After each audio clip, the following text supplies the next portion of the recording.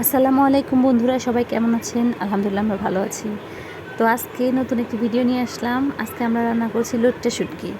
তো খুব তাড়াতাড়ি যেভাবে রান্না করা যায় সেভাবেই আজকে রান্না করছি।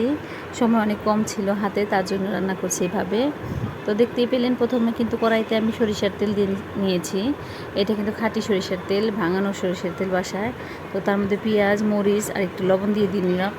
তারপর কিন্তু আজকে আমি আদা রসুন আগে কষাবো না, আগে সরাসরি আমি এতে একটু আলু আর একটু বেগুন দিয়ে দিয়েছি। তো একদম শুধু ভুনার থেকে কিন্তু আমরা বেগুন আলু খেতে বেশি পছন্দ করি, সে কারণে আমরা আগে মানে এটাকে ভালো করে কষিয়ে নিচ্ছি। তো ভালোভাবে নাড়াচাড়া করার পরে একটু ভাজা ভাজা হওয়ার পরে আস্তে আস্তে কিন্তু সবগুলো মশলা আমি এখানে অ্যাড করব। প্রথমে দিয়ে দিলাম সোয়াজের গুঁড়ো, তারপর হলুদের গুঁড়ো। মরিচের ফাঁকিটা কিন্তু দিব না, কারণ মরিচের ফাঁকি সব তরকারিতে খাওয়া যায় না, শুধু বড় মাছ মাংসতে আমরা মরিচের ফাঁকিটা বেশি খাই। এছাড়া মনে করেন যে বাকি সব ছোট মাছ বা ভালো মাছ যেগুলো আছে নদীর, সেগুলো কিন্তু আমি শুধু কাঁচামরিচ দিয়ে রান্না করে খেয়ে থাকি, তাতে মজাটা বেশি লাগে। আর বড় মাছ যেগুলো, সেগুলোতে একটু মরিচের ফাঁকি না দিলে খাওয়া যায় না, ভালো লাগে না। এই জন্য মরিচের ফাঁকিটা বড় মাছ আর গোস্তে দিই। যাই হোক, এই যে ভালোভাবে কষিয়ে নিচ্ছি। এখন দিয়ে দিলাম আদা রসুন আর জিরার বাটা একসাথে। জিরা বাটাটা একটু বেশি হয়েছিল, এই জন্য আমি একটু কমায় রাখলাম। তাই এটা দিয়েও ভালোভাবে কষিয়ে নেব। মাছটা কিন্তু আমি আগেই ভালোভাবে ধুয়ে নিয়েছি। তো মাছটাকে দিয়ে এই সবজিটাকে ভালোভাবে কষাবো।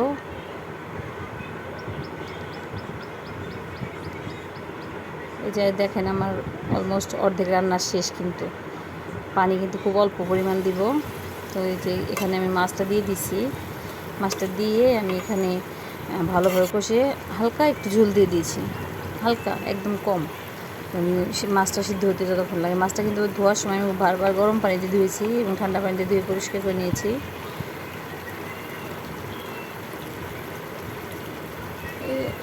খুব তাড়াতাড়ি হয়ে যাবে রান্নাটা, সহজে।